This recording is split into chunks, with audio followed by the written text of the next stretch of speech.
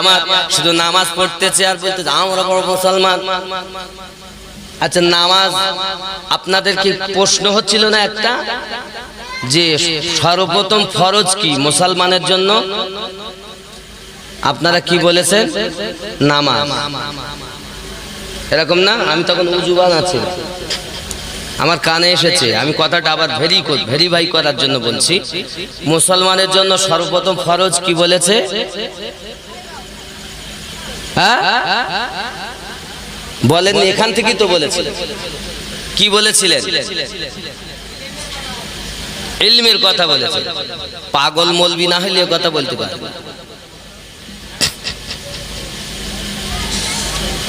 যুবক, আল্লাহ নামাজ মুসলমানকে পড়তে বলেননি, আল্লাহ নামাজ মানুষকে পড়তে বলেননি, আল্লাহ নামাজ পড়তে বলেছেন ঈমানদারকে। কারণ কোরআনে এই কথা আসেনি ইয়া আইয়ুহাল মুসলিমুন ওয়া আকিমুস সালাহ ওয়া আতুজ যাকাত, এই মুসলিম সম্প্রদায় তোমরা নামাজ কায়েম করো, যাকাত প্রদান করো। এই কথাও বলা হয়নি ইয়া আইয়ুহান নাস ওয়া আকিমুস সালাহ ওয়া আতুজ যাকাত, এই মানব সম্প্রদায় তোমরা নামাজ কায়েম করো, যাকাত প্রদান করো। বরং তো কোরআন মাজিদে এসেছে ইয়া আইয়ুহাল্লাযিনা আমানু ও আকিমুস সালাহ ওয়া আতুজ যাকাত, ঈমানদার বিশ্বাসীগণ তোমরা সর্বপ্রথম নামাজ কায়েম করো, যাকাত প্রদান করো। জোরে বলেন। নামাজ ফরজ কাদের প্রতি? মুসলমানের প্রতি। ঈমানদার আর ঈমানদারিনীর প্রতি। মুসলমানের প্রতি নামাজ ফরজ না, এটা আগে ভালো করে বুঝতে হবে। মুসলমানের প্রতি নামাজ ফরজ না। দেখেন কি হচ্ছে নামাজে গিয়ে, নামাজ হইল না রে তোর, নামাজের লইলি না খবর, নামাজ তুমি ইবাদত জানো, চুরি তোমার পেশা, সেই নামাজ তোমার কবুল হবে কেমনে করলে আশা, নামাজ হইল না রে তোর, নামাজের নিলি না খবর, মসজিদেতে আজান দিলে সবার আগে যাও, মসজিদেতে আজান দিলে সবার আগে যাও, নামাজ শেষে বাইরে এসে সুদের টাকা খাও, নামাজ হইল না রে তোর, নামাজের নিলি না খবর। এখানকার লোকের নাম না, এরা সুদের টাকা টাকা খায়, তাই না? এরা সত্যি না। ও যুবক, আরো একটু বলবো,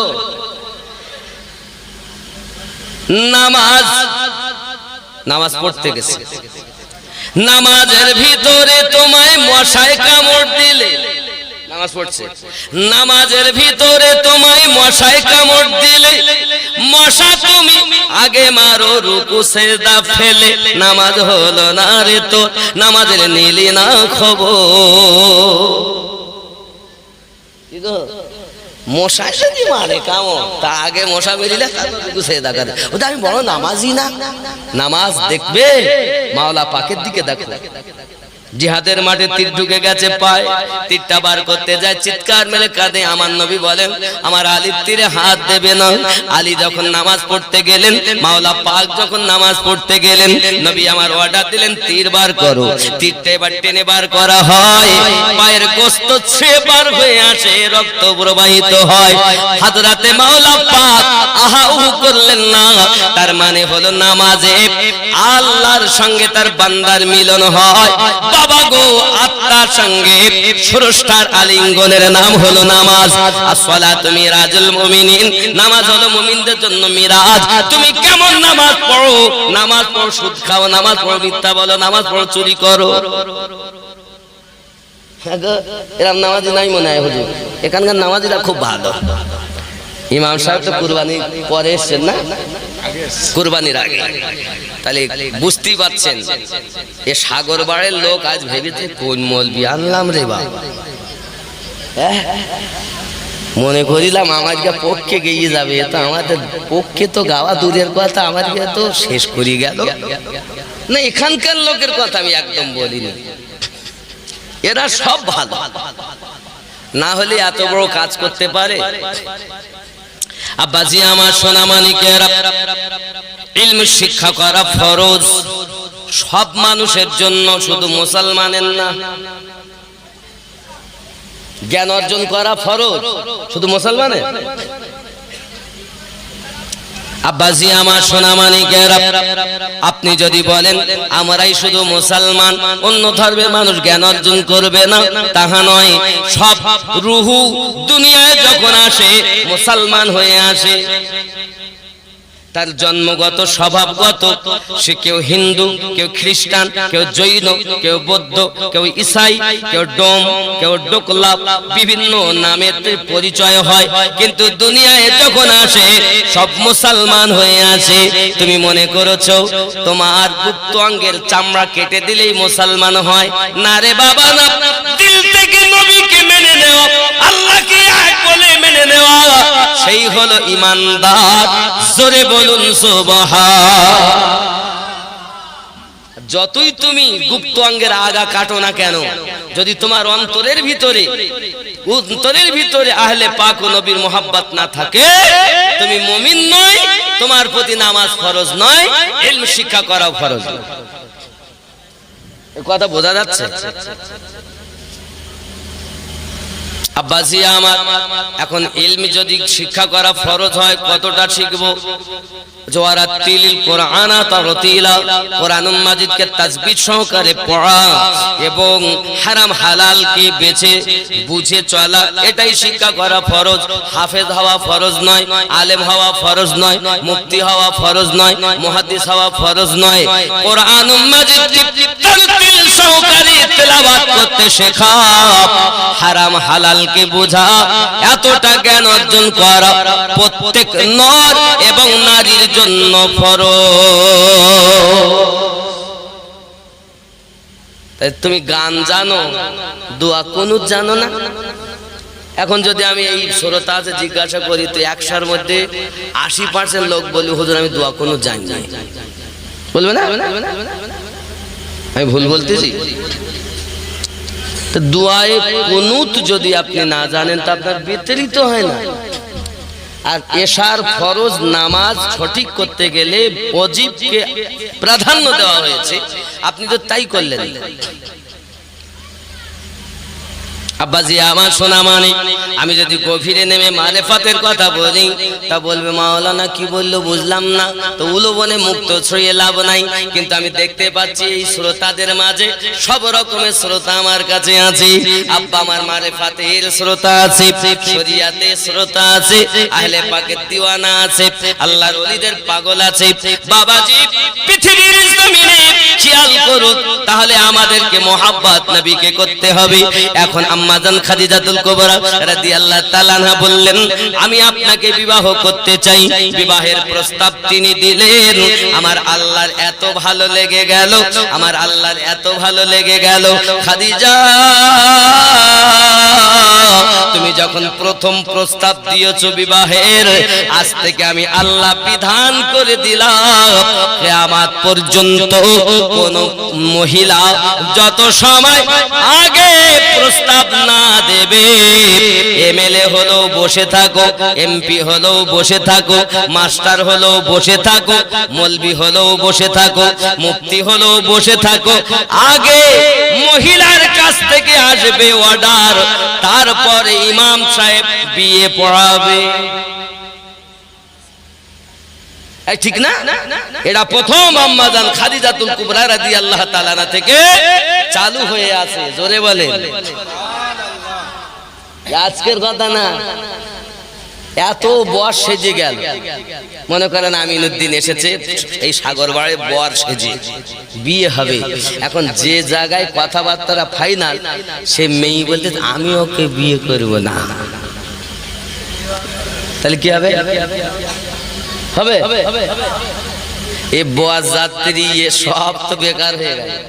তাহলে মহিলাদের কত অগ্র অধিকার দিয়েছেন আমার নবী। জোরে কান সুবহানাল্লাহ।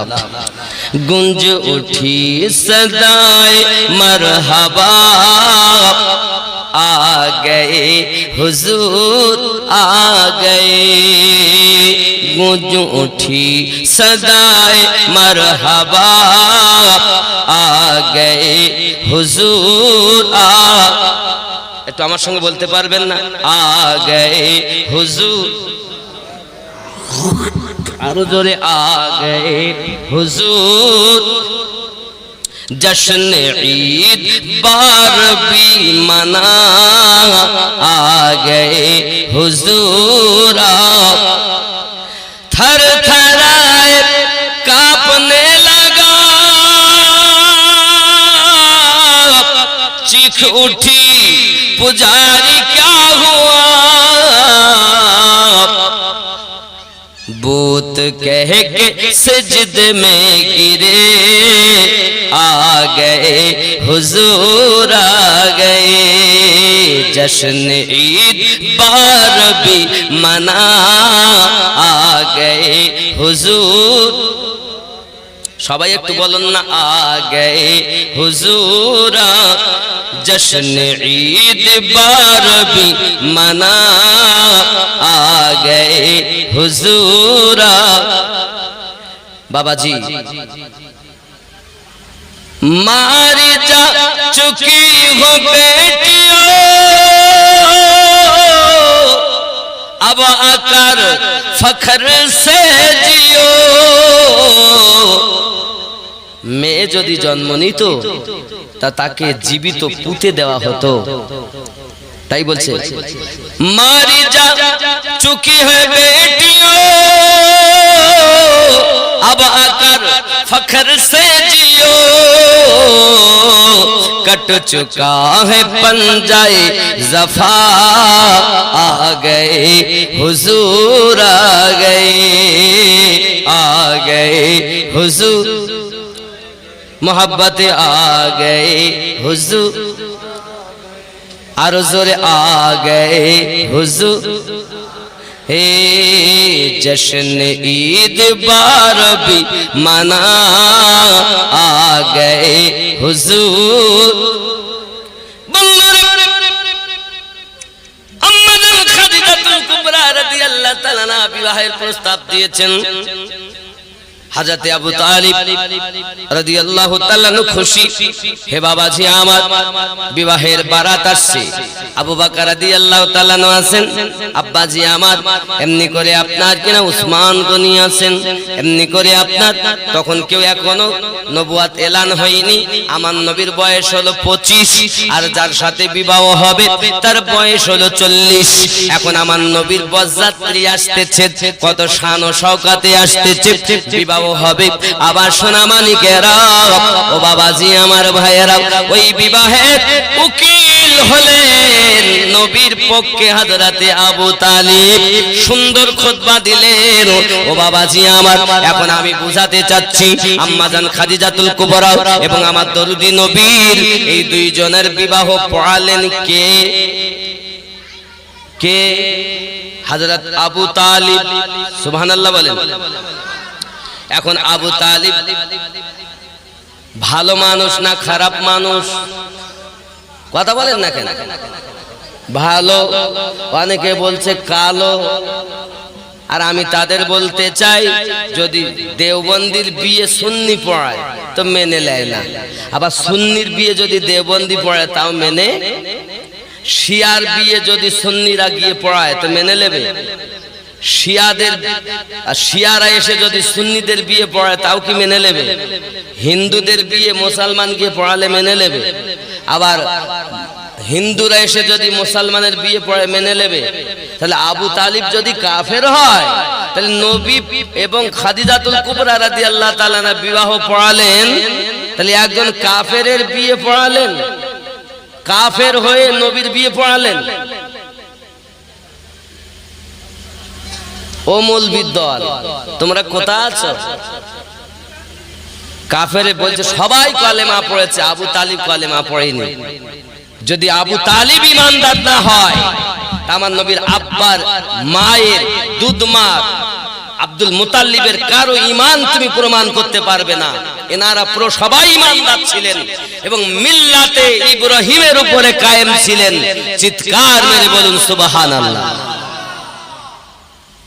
আবু তালিবই যদি ঈমানদার না হয়, তাহলে আমার নবী দুধ পান করেছেন আম্মা জান হালিমাতু সাদিয়া রাদিয়াল্লাহু তাআলা আনহা। হালিমা কি কাফেরা ছিলেন? কথা বলেন না কেন? তাহলে কাফেরের দুধ নবী পান করেছেন? ये मौलवीरा बोले की गो, आश्चर्य হয়ে যাই আমি। আমার নবীর দাদা ঈমানদার, আমার নবীর দাদি ঈমানদারিনী, আমার নবী পাকের নানা ঈমানদার, আমার নবীর নানি ঈমানদারিনী, নবী পাকের আম্মা আব্বা ঈমানদার ঈমানদারিনী, আমার নবী পাকের দুধমা ঈমানদার ঈমানদারিনী। কোন ঈমানে? কোরআন মাজিদে প্রমাণ করা হয়েছে आदम नूह, आदम इब्राहिम और नूह ও আলে ইমরান, এই চারটি গোত্রই হক গোত্র। আর এই ইমরান যাকে বলা হয় আবু তালিব, জোরে বলে। এ কোরআনই জানে না, অপব্যাখ্যা করে। আল্লাহ আমাদের বুঝ শক্তি দান করুক, সবাই বলি আমিন। আমরা এই কথা একবারও বলিনি। হযরতে আবু তালিব পৃথিবীর জমিনে কলেমা যখন নবী পাক পড়াতে যান, আপনি দেখবেন সহিহ মুসলিম শরীফের 135 নম্বর হাদিস, সহিহ মুসলিম 135 নম্বর হাদিস। আর একটা অ্যাপ পাওয়া যায়, তার নাম হলো আল হাদিস। এই আল হাদিস অ্যাপসে সহিহ মুসলিমের 39 নম্বর হাদিস আপনি দেখবেন। আপনি যদি চান আমি এখানেই দেখাতে পারি, এখনই দেখাতে পারি, তবে একটুখানি আমি বলে যাই, এই জিনিসটা না ভেঙে দিলে আপনারা বুঝবেন না। আল হাদিস অ্যাপস বুঝতে পারতেছেন হুজুর? সহিহ মুসলিম কিতাবুল ঈমান হাদিস নাম্বার 39। একটুখানি দেখাই দেই, একটু দরুদ শরীফ। আল্লাহুম্মা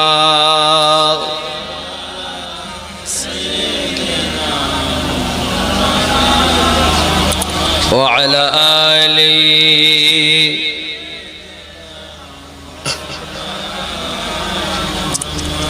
সহিহ মুসলিম হাদিস নাম্বার 39 আছে না হুজুর?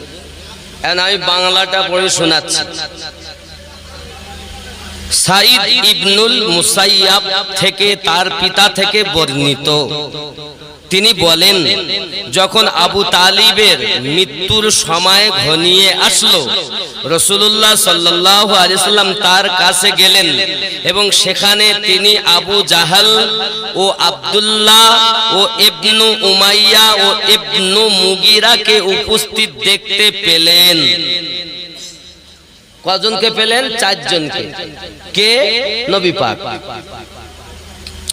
রাসূলুল্লাহ সাল্লাল্লাহু আলাইহি ওয়াসাল্লাম আবু তালিবকে লক্ষ্য করে বললেন, হে আমার চাচা, আপনি লা ইলাহা ইল্লাল্লাহ কথাটি বলুন, এর দ্বারাই আমি আল্লাহর কাছে আপনার জন্য সাক্ষ্য দেব।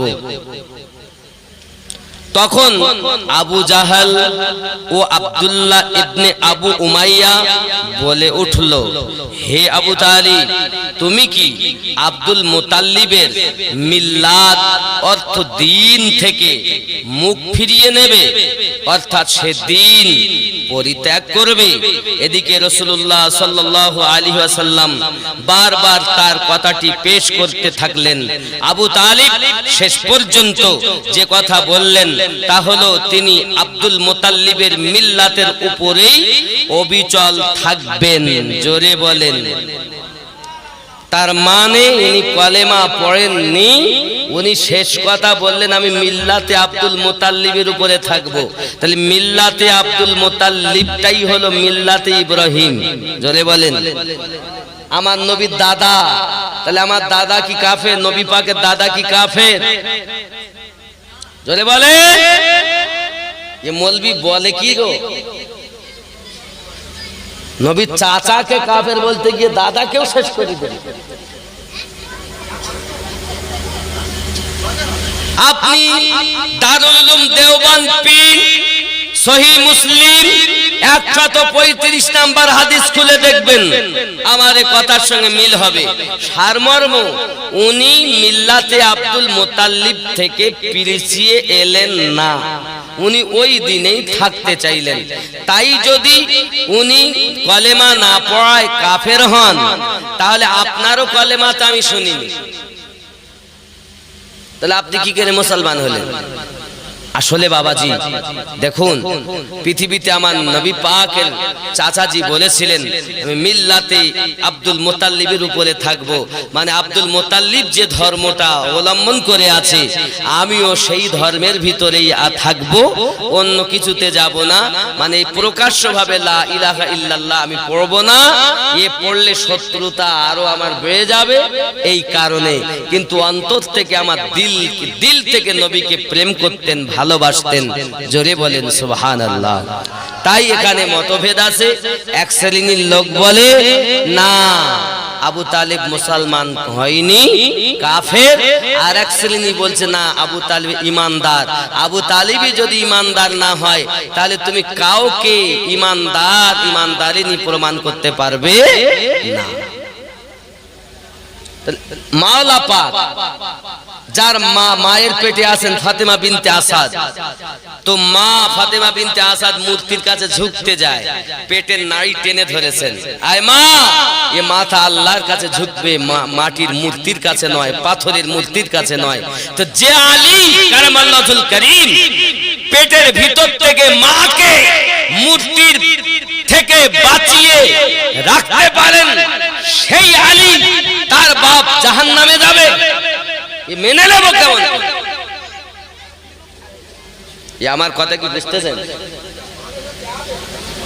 আসলে এ বড় হাকিকাতের কথা বাবা, বাস্তব কথা। এ নিয়ে বড় দ্বন্দ্ব, আমরা দ্বন্দ্বতে যাব না, আমরা একটাই কথা মানব, মাওলা আলী কারামাল্লাহুল কারীম আলাইহিস সালাম, তার রক্ত নবীর রক্ত, তার গোশত নবীর গোশত। আমার নবীকে পেতে গেলে আলীর ভালোবাসা দরকার, আর আলী পেতে গেলে তার আব্বারও ভালোবাসা দরকার। জোরে বলে, আমার আব্বাকে যদি কেউ গালি দেয়, আমার ভালোবাসা সে পাবে? হ্যাঁ, কথা বলেন না কেন? তাহলে হযরত আলী কারামাল্লাহুল কারীমের পিতা আবু তালিব আমার নবীর বিবাহ পড়াচ্ছেন, তাহলে একজন কাফের হয়ে নবীর বিয়ে পড়াচ্ছে? আশ্চর্য কথা।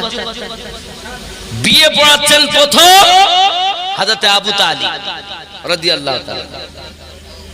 আমি রাদিয়াল্লাহু তাআলা বলি আমার বলে অনেক মৌলবীরা দেখতে পারে না, কারণ অনেক হুজুরিরা বলে রেখেছে আবু তালিব যেহেতু এত মহাব্বত করেছে, তাই তার জাহান্নামে সব থেকে ছোট আযাব দেওয়া হবে। কি আযাব? আগুনের জুতো পরানো হবে, কান দিয়ে নাক দিয়ে টপ টপ করে তার পুঁজগুলো রক্তগুলো ঝরে ঝরে পড়বে, ছোট আযাব দেওয়া হবে, যেহেতু অনেক মহাব্বত করেছে। আমার মহাব্বতের জায়গায় প্রশ্ন না, আমাকে বলো কাফের হয়ে নবীর বিবাহ পড়ালো কেমন করে? আর যাকে তোমরা কাফের বলতেছো সেই খাদিজাতুল কুবরার আওলাদ আহলে বায়াত, যাদের স্মরণবিহীন নামাজ হয় না। নামাজে কি আমরা কি বলি? আল্লাহুম্মা সাল্লি আলা মুহাম্মাদিন ওয়া আলা আলি মুহাম্মাদ সাল্লাল্লাহু আলাইহি ওয়াসাল্লাম বলি না? আলী, ফাতেমা, হাসান, হোসেন আহলে পাক। খাদিজাতুল কুবরা নয় বাবাজি, আমার আম্মা জান খাদিজাতুল কুবরা রাদিয়াল্লাহু তাআলা আনহার বুঝিয়ে দেওয়া দাসী আমার নবী পাকের সঙ্গে যখন আপনার কিনাও ওই শাম দেশে আবার দেখা গেল, বুহাইরা রাহিবের কাছে সংবাদ পেয়ে নবী পাককে নিয়ে যখন যায়, বুহাইরা রাহিব ওইখানে আমার নবী পাককে দেখে চেহারা, নাক নকশা, মাথা মোবারকা, জুলফে মোবারকা, হাত মোবারকা, কদম মোবারকা সব যখন মিল হয়ে যায়, কলেমা পড়ে মুসলমান হয়ে যায়।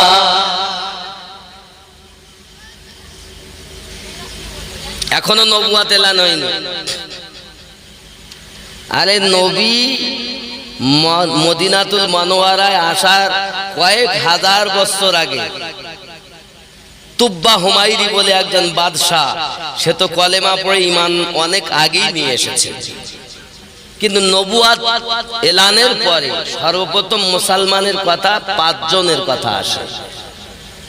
বাচ্চাদের মধ্যে মাওলা পাক আলাইহিস সালাম রাদিয়াল্লাহু তাআলা 10 বছর বয়স, বয়স্কদের মধ্যে সিদ্দিক আকবর রাদিয়াল্লাহু তাআলা, মহিলাদের মধ্যে আম্মা জান খাদিজাতুল কুবরা, গোলামদের মধ্যে যায়েদ বিন হারিস, 5 নম্বরে ছিলেন আবু বকর রাদিয়াল্লাহু তাআলা এর মা উম্মুল খাইর। জোরে বলেন সুবহানাল্লাহ। এ হলো ইসলাম ইতিহাসের প্রথম। কিন্তু নবী পাকের নবুয়াত এলান করার আগে এই বুহাইরা রাহিব কলেমা পড়েছে। নবী পাক মদিনায় আসার কয়েক হাজার বছর আগে তুব্বা হুমায়রি বাদশা মুসলমান কলেমা তো পড়েছেন, 1000টা ঘর দরজা তৈরি করেছেন, আবার ওই 1000 আলেম ওলামাদের জন্য থাকা স্পেশাল করে একটা ঘর আমার নবীর জন্য বানিয়েছেন। আর হযরত আবু আইয়ুব আনসারী রাদিয়াল্লাহু তাআলার কাছে তার একটা লিপিবদ্ধ পত্রিকা লিখে গেছেন যে নবী আসলে এটা তুমি দেবে। জোরে বলে, আরে আমার নবী ইলমে গায়েবের মালিক। আজ এরা কি খেপা মৌলবি সব খেপে আছে, বলে নবী নাকি গায়েব জানে না। খেপা মৌলবি সব। যাই হোক, ও বিষয় আলাদা, আমি ওদিকে যাচ্ছি না। বাবাজি আমার সোনা মানিকের ব্যবসা বাণিজ্যতে বড় লাভবান হয়েছে। বাবা আমার দুগুণা, রবায়াতে 2 রকম, কেউ বলেছেন 10 গুণ মুনাফা হয়েছে, লাভ হয়েছে, কেউ বলেছেন 2 গুণ 2 অথবা 10 গুণ, যাই হোক না কেন লাভবান হয়েছে।